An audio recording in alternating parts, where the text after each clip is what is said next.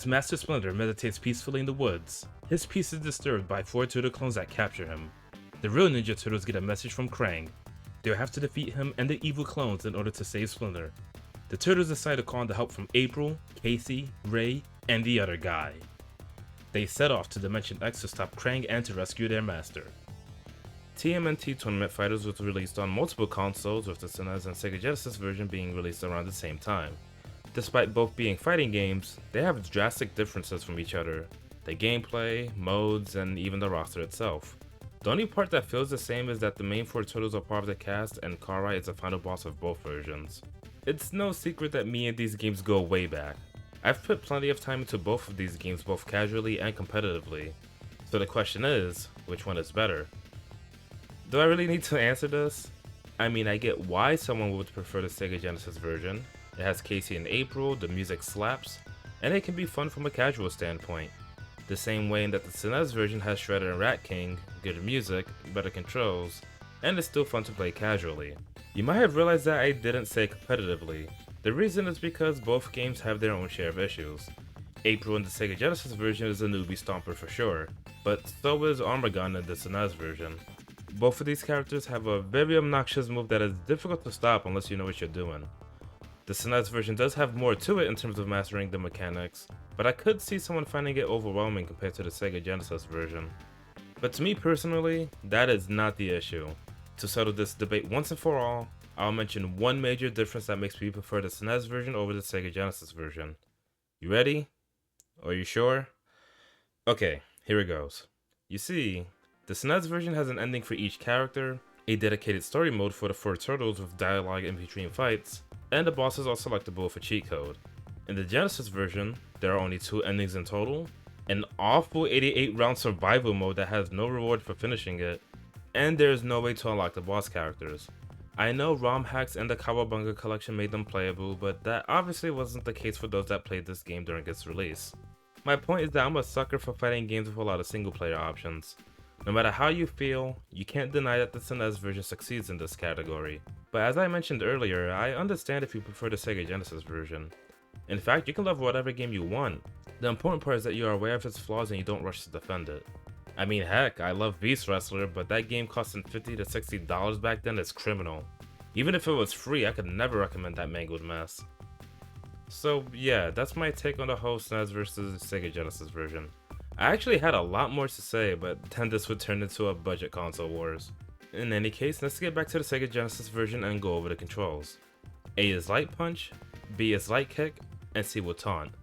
Unfortunately, this game only uses a 3-button control scheme, so you'll have to hold forward to perform heavy attacks. When you select a character, the first thing you'll see is a power and speed stat. Power will affect your overall damage, how active your normal attacks are, and the animation speed of your normal attacks and grab. So while having a high power stat might sound good, it'll make your normal attacks suffer greatly in terms of animation speed. As for the speed stat, this affects how fast you walk, jump, fall, and it will make certain special move animations faster. Because of how beneficial all of these are, you might as well set your speed to 8.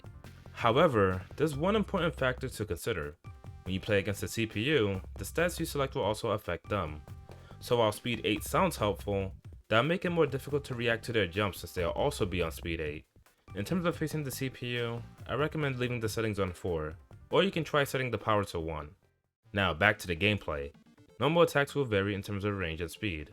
It's important that you are aware of your character's best normals. Some can knock down the opponent, and some are great for hitting opponents out of the air. Knockdowns are very important in this game, and I'll get to the reason in a bit. Performing special moves will be more complex. They usually require a motion along with a button, but some might require you to perform a charge motion, or to match a specific button rapidly. With the exception of Karai and Krang, you can perform a desperation move when your health is low enough. You'll know your health is low when your life bar starts flashing. These are done by doing a specific motion along with the taunt button. Failing this command might make you taunt by accident, but pulling it off can lead to a ton of damage if it connects. Of course, you can block high by holding back and block low by holding down plus back. Due to how weird highs and lows work, you should stick to blocking low while the opponent is on the ground, and high while they're in the air. There are some moves that can only be blocked high however, so keep that in mind. Blocking will negate the damage of normal attacks and lessen the damage of special moves. Thankfully, you can grab a defensive opponent. This is usually done by pressing forward along with a button up close. The button depends on the character you're using. Unfortunately, this leads to the most notorious part of this game. Remember how I said knockdowns are very important? The reason is because you can grab the opponent before they fully recover from a knockdown. This is done by performing the grab right before the hop animation happens. If you can get the timing down and stay close, you can grab them over and over and there's nothing they can do about it. If you want to consistently get far in this game, you should definitely master this. Even the CPU will do this occasionally, so there's no reason not to.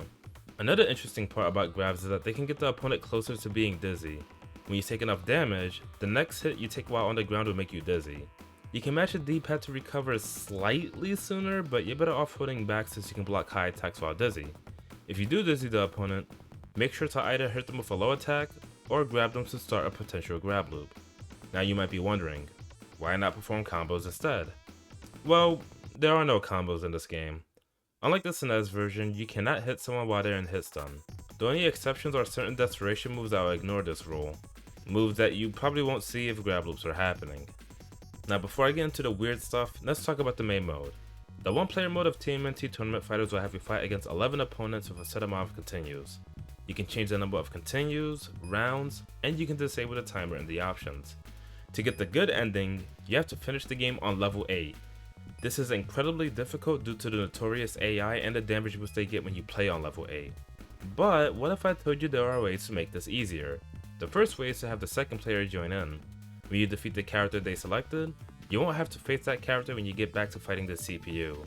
Since this also doesn't use up any continues, you can do this 8 times in order to get straight to the first boss without having fought one CPU opponent. Now of course this isn't anything new to this game. I myself remember using a similar trick in Street Fighter 2, but it doesn't change the fact that the bosses will still be very tough. That's where the second way comes into play. For some reason, the CPU is actually easier if you play on the second player side. Even if the difficulty is on level 8, it feels like the CPU is on level 4 when you play as player 2. Not only that, but you'll still get the good ending for finishing the game this way. So if you technically want a way to get the good ending on the quote-unquote default difficulty, then start the one player mode as the second player. Okay, it's time to talk about the elephant in the room. A few years ago, I made a video on this game that went over a lot of the weird aspects it has to offer.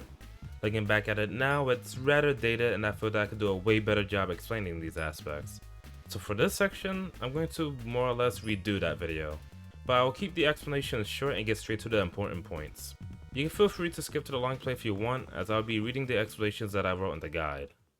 When it comes to many grounded special moves, you can still block other special moves during the animation. Examples include blocking during Power Drill, Rolling Cutter, Beetle Flash, Hover Horn, Sonic Wave, and more. However, this won't work against special moves that can hit low, such as Stick Lariat. I don't think normal attacks can be blocked from a few tests I tried, but I could be wrong. Plenty of special moves in this game won't knock the opponent down on a hit, or at least consistently. But if you whiff a heavy attack before a special move, that move will now knock down. You can also do this with projectiles while they're active. This won't work for every special move in every scenario. For instance, you can whiff a heavy attack as Donatello to make Blur Attack knock down a crouching opponent, but it seems to only work against himself. It seems impossible to knock down the opponent twice in a row in certain cases. For example, if you knock down the opponent with a sweep, then try to sweep them again as they get back up, the second sweep won't knock them down. The same goes for making special moves knock down by whiffing a heavy attack. I say certain cases since there are moves like Backdrive Elbow that will ignore this strange rule. When you taunt, you can still block attacks that hit high. Not only that, but the taunt animation will make you immune to grabs as well. This is very useful if you're trying to recover health in the tournament mode. You cannot block attacks that hit low or desperation moves that put you in an animation. It's possible to perform an attack that the opponent cannot block. Some examples include using Dynamo Sky at point blank, or using Hover Horn while the opponent is getting up. When it comes to special moves, a character can't usually be grabbed during the animation. An example would be the opponent trying to grab Ray during the startup animation of Sonic Wave. In this case, they'll instead perform a heavy attack. In hindsight, this might be a similar case in being able to block other special moves during certain special moves. And it also seems that you can't grab opponents during their normal attack animations as well. Unfortunately for the case of Mike and Sisyphus, if they drop their projectile, their other special moves will be locked until that projectile disappears. So if you want to shoot a projectile with Sisyphus and use Hover Horn, you won't be able to use Hover Horn until his projectile is off screen. It's possible to perform charge moves while walking forward. This will only work with moves that will require you to hold back before pressing forward. To perform a charge move while walking forward, you have to press back, then press and hold forward plus A or B. If done correctly, your character will walk forward for a bit and then perform the move soon after. Situational, but possible. Most projectiles will travel slow if done with A and fast if done with B. In some situations, you will get the B version despite pressing A to perform it. This usually happens if you draw out a projectile after using the B version of a different move, though I haven't fully tested all moves, so don't quote me on that.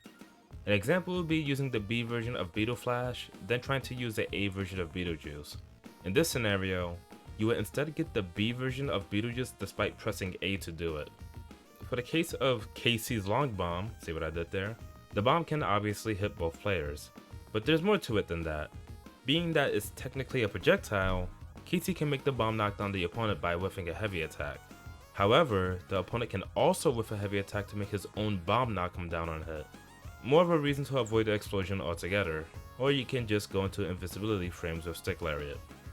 Casey can reflect projectiles with Rebounder, but for some reason, this won't work against Krang's missiles and Karai's projectile. I can't tell if they forgot to program that in, or if it's just boss privilege. Sisyphus, is this a Sisyphus or a Sisyphus? I don't know, I'm just going to call him Musha Beetle. Musha Beetle's Desperation move has him shoot a huge projectile forward. If you look closely at the projectile before he sends it forward, you will realize that it takes the same shape as his regular projectile during the startup. This means that if you do this move point blank, it will deal less damage since it didn't have time to take shape into the huge projectile it was meant to be. No matter how many times I turn this game on, it's always cool to find out something new. But I think I put more than enough time into this game. In fact, I've done a run without using grab loops or continues on level 8. If a no commentary run is what you'd prefer, then you can watch that video, because the upcoming long play is going to be a bit different this time around. As usual, if you want a written guide that also has a complete move list, you can check the link in the description below. Alright, and this is going to be a long play on Teenage Mutant Ninja Turtles Tournament Fighters for the Sega Genesis. So for this long play, I will be commentating over this while playing at the same time. Right now I'm playing this through the Cowabunga collection. You can see all these games here. And now, a lot of these games are really good, but obviously we do have to play, which is debatably one of the worst games in this collection. So yeah, let's get into it. Now, there are a few things I do want to mention. First off, I'm actually playing this on pad. I have two controllers connected right now, and I'm going to explain why in a bit. I'm using the second controller. And the second is, I might as well talk about this as the story plays out. That for this long play, I'm actually going to be using one of the boss characters, because anyone that's seen my prior long play would know that, I did a long play that I didn't use grab loops and I didn't lose once, and that I'm not gonna, oh my goodness, I don't even want to think about that day. I think I started playing at 3 p.m. around there, and by the time I managed to finish that long play, it was like 9 p.m. around there. Like, it took hours to actually make that long play happen. But this time, I'm just going to pick a boss character, and I am going to be using grab loops to get through this much smoother. And I'm not really planning on a no death run. Like, if I lose, then whatever, I'll just use a continue. But if it does get really bad, I will switch to one of my mains, which will probably be Sisyphus, since he's the only one I have strategies for. But yeah, other than that, I'm going to be using a boss character, and good time for me to mention that I never actually tried to beat this game as a boss character. I did many years ago through a ROM hack, but the problem was, one, I sucked at the game. I didn't even understand grab loops so that well, and two, the ROM hack in question, even though it was cool that it made the bosses playable, you wasn't able to change the speed and power settings, and I don't think it was on the default 4 power 4 speed like when you play that game, so it felt very weird compared to just like playing the game like outside of that. But yeah, I'm going to be using the second controller for this. Hopefully it doesn't like disconnect me away. And then we go to options. Now for the options, I actually have to use the first controller for this. And we're going to set it to level 8. Now, I think I mentioned this earlier where if you set the game to level 8, but you play on the second player's side, the CPU tends to play like they're on level 4. Like, it definitely feels much easier on, player 2 side over player 1, and that's exactly what I'm going to be doing here, because I already beat this game without grab loops on the highest difficulty like back then. I'm not doing that again. I'm going to play this the way I want to play it this time. So yeah, level 8. Number of rounds. For the number of rounds, honestly, I want to put it to 1. Because again, like I want to do whatever I want this time. Like this is my time to actually play this game. I'm not gonna do anything crazy like that, or like, you know, a freaking 7 rounds. That take forever. So for this long play, I'm just gonna put it on to 1. We're gonna make this as quick and easy as possible. As such, we are going to put the continuous to max, which is 7. And yeah, hopefully this goes well. It could go horrible during the boss fights. You'll see. Again, I never actually practiced using the bosses in the arcade run, so I might slip up, but we'll see how it goes. Anyways, I gotta press start to exit. I just gotta find the start button on this thing. Okay, there we go. I had to use the keyboard because for some reason, I'm using a PS4 controller to play this. My first controller is actually the Sega Genesis pad, and for some reason, well, that's weird. You don't see the second player icon blinking. But yeah, for some reason, the Sega Genesis pad I have, it's a USB controller. It doesn't have the start button set. Maybe I should change in the options, but it's not a big deal. So actually, I should be using the Genesis controller for this long play, but whatever. I ain't gonna think too hard about it.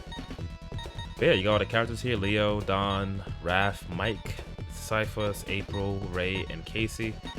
And of course the 3 bosses, which is Triceraton, Krang, and Karai. In fact, you know what? I do want to show this off before we begin, so let me press start. I'm actually going to quit the game just to show something off real quick. If you go to enhancements by pressing select, you can add, this is how you actually set the playable bosses. So on keyboard I have to press backspace, and you can see that the bosses is right here, like on and off. I'm going to leave them on, obviously, to show that off real quick. And yeah, let's actually get into the game this time. Sorry. Alright, so I just might as well set the options as keyboard. It's around 1, 5. There we go. Alright, let's get into it. So yeah, you do have the boss characters on the top: Triceraton, Krang, and Karai. I will be playing this as Triceraton, and I'm going to leave, I'm going to leave it on speed 4. I think speed 8 would be fine, but I'll leave it on speed 4 for now. Keep it on default. And it doesn't matter who we start with. Just to warm up, we'll start with Casey, since he does tend to jump a lot. Okay, I'm a little nervous, not gonna lie. Good start. I don't know why I'm mashing. It's not like the grab does more if I do. Very, very simple. It's a... Okay, I know this might seem cheap. Like, I'm using a boss character and I'm playing on the second player side to make level 8 easier, and I'm playing on 1 round to get through it quicker. But this is such a breath of fresh air compared to like when I was trying to just try-harding this game as a Cyphus like a year ago. Oh my goodness. Oh! Okay, I think it's over. Just 1 more grab. Beautiful. Okay, I'm not gonna lie, I'm having a little bit of fun doing this because, man, it's like just the kind of payback I needed against this ruthless freaking AI, man. Like, if you played this game many times, you know what I'm talking about. Okay, April. This is alright, there we go. Oh, I missed it. Okay. There we go. Done. Shit! Okay.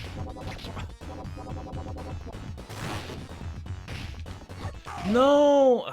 Okay, it's okay. So I kind of panicked a little bit there. I wanted to show off the desperation move, which is done by pressing back and then half circle back with taunt, but like it's not a full half circle. It's like forward, down, then down back. And yeah, he does a desperation move where he performs a grab. But I think I might end up winning the round here, so. I didn't mean to jump. What the hell? Are you kidding me? I'm like nervous to do his moves for some reason. I don't know why. Alright, there we go. Okay. But yeah, I'm not trying to do like a no-miss run or anything like that. I'm just playing this casually for once because with how cheap the AI is, they honestly don't deserve the respect I gave it, like, when I tried to, when I freaking finished the game, like, a year ago, without using grab loops and all that. Because they be grab looping themselves, and, like, it's so freaking cheap, yo. So I get to be cheap, too.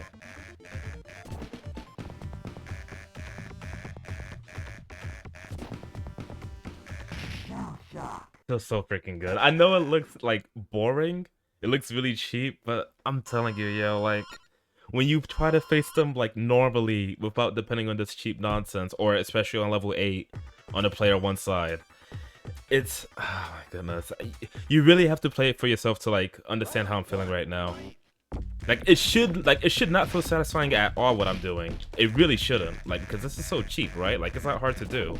What I'm doing is what anyone could technically do, like, you know, press forward and be at the right time to grab loop. But I'm telling you, man, this is just, like, it's bittersweet. That's the best way I can explain this. Alright, there's 3 characters left into the bosses. I am going to try to use his other moves. That's half circle forward with A or B. Seems to be the same. Yeah, you can't. Oh wow, the camera changed. Shit. Okay. Yep, that's what he gets. I was actually tempted to take one more hit on purpose to do the desperation move, but I'm sure I get the chance to do it when in the later fights, especially against Krang, since he does spam projectiles, especially at low health, I think. Alright, so with Ray, I'm pretty sure he's just gonna shoot a projectile right away, so I'm gonna jump. And I got hit. If I was using Sisyphus, it would be much easier because Sisyphus' crouching heavy punch is his jumping heavy punch is really good for is really good against I think I'm dead. Yeah, that's fine. But yeah, his jumping heavy punch is really good as like a jumping option since it aims downward at an angle. Whereas with Triceratons, I think I have to do I think jump light kick might be better than jump heavy kick, because with jump heavy kick, like, it's a good air, but jump light kick hits a bit more downward, so I might go with that next time. Let's try it. There we go. Oh, I didn't get the grab though. That's unfortunate. Ooh! Ooh! Be in there. Free. Okay. But yeah, I'm out of practice. I never actually tried to beat the game as Triceraton in the arcade mode, and even for that matter, it has been a while since I've like tried to just finish this game in any arcade mode for that matter. I think the last time I actually there was well, when I was making the guide for this, I did finish it once as Sisyphus, but I think I was using grab loops, so I think the last time I did it without grab loops might have really been that video I did like a year ago. Alright, so now we're gonna get into the bosses. So I'm just going to let these cutscenes play. The Turtles race to save Master Splinter. If you want to rescue your little rat buddy, you've gotta go through me first. Come on, punk. Hang on, Master Splinter. We're almost there. Alright. He might start off the rolls. I'm gonna actually high block. That didn't work. Okay. Oh. Oh wow, I got the fucking charge motion glitch. I can't explain it. Hold on. I'll explain it a bit. Like I was still holding. Get out, get out, get out! Okay, he's done. I'm gonna do the desperation move right here. Oh, he died. But yeah, I would have tried to do it right when he landed. I got a charge motion glitch where I did the charge move, like you gotta hold back then press forward button. And because I think I was still holding one direction and still mashing, it still counted when I did it the other direction. So I didn't even have to charge the second time. You told me to do it twice in a row. That was really funny. Okay, show your face, Krang. It's time for I don't like doing the impersonation, but like, yeah, it's time for you to die, Turtles. Hang on, Master Splinter, we're almost there. I'm pretty sure they just said that already. Okay. Oh, it's that freaking move. Right, at least I can still block doing my move. Oh my goodness. I might have to depend on the desperation move. I'm actually, you know what? I'm gonna try it. I got plenty of continues to spare, so I'm gonna do it after that next. What? It's what? I wasn't expecting him to stop with a kick. That threw me off. Okay. It's fine. We still got 4 continues, so I can do this. Alright. If he gets my health low again, then I'll try to go for the desperation again. Unless I get a grab. Yeah, you see, there it was. I was, so I held back and then pressed forward the button, and then I can't explain it. Maybe just focus. Shit. I block first. Wait. There we go. He's done. Oh, wait, no, I'm on speed 4, though. Okay, no, I got him. I think I got him. Alright, just one more. I mistimed it. That's unfortunate. It's okay, though. I don't want to mess up too much because there is a very small chance that I could actually just get game over for running out of continue. So let's focus up. I didn't get my grab. What the fuck?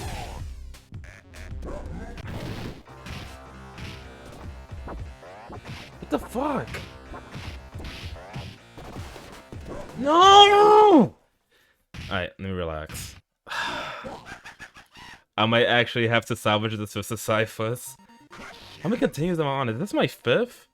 If I lose again, I might actually have to do that. Oh boy. Okay. Because with Sisyphus, I have tech. Oh my goodness. If I could just get one grab.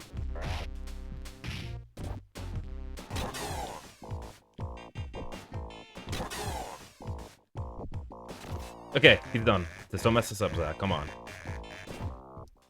Okay. Just one more. Alright, that was a little nerve-wracking. I really shouldn't be struggling this much since the game is technically on difficulty 4. Yes, Karai.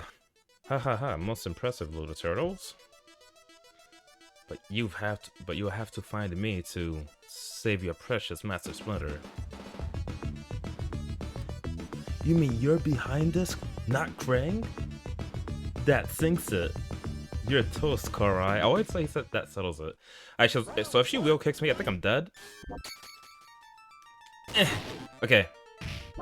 Ah! No! Ah! Shit! Okay. Don't fuck it up. Focus.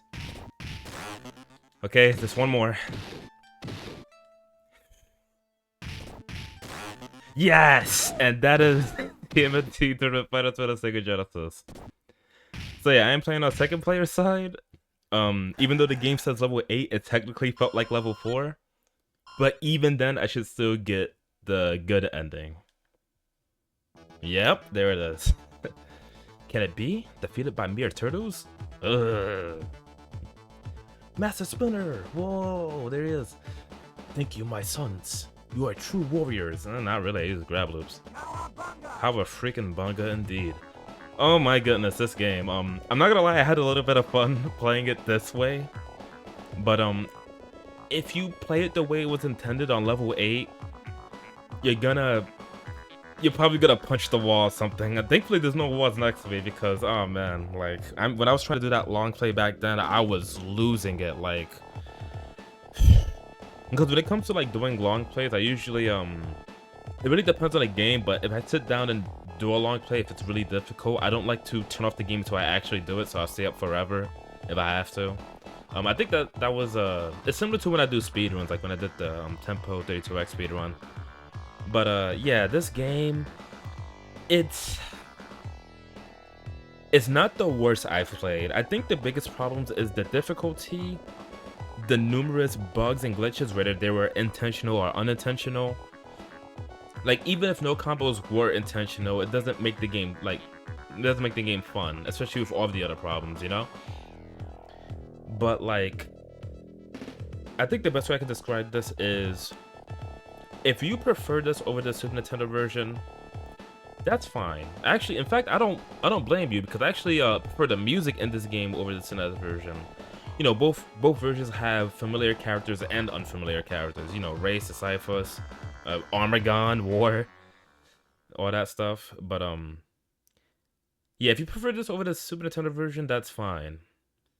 I think my personal problem when it comes to people talking about this game, like the ports, is when someone says this one is better than the SNES version. Again, there's nothing wrong with preferring this one over the SNES version, and I can see why. But to say this is better is... you either need to play more games, let the nostalgia go, or maybe you're missing something. Because if you do think this is a better game, then I'll just say this. This game only has 2 endings. The SNES version has an ending for every character, and it has a dedicated story mode with dialogue and cutscenes. We can settle the argument right there. No matter how much you think this game is better, the SNES version crushes it in just the content alone. All right, and I'm a sucker for single player content, so like I don't care how you feel about this game. That's just undeniable. It just has more. Okay, can we agree on that? Cool. All right, awesome. But again, like if you like this one over the SNES version, that's cool too. In any case, I actually had a lot of fun doing this long play. I hope you enjoyed it as well. And yeah, with that said, I'll see you later.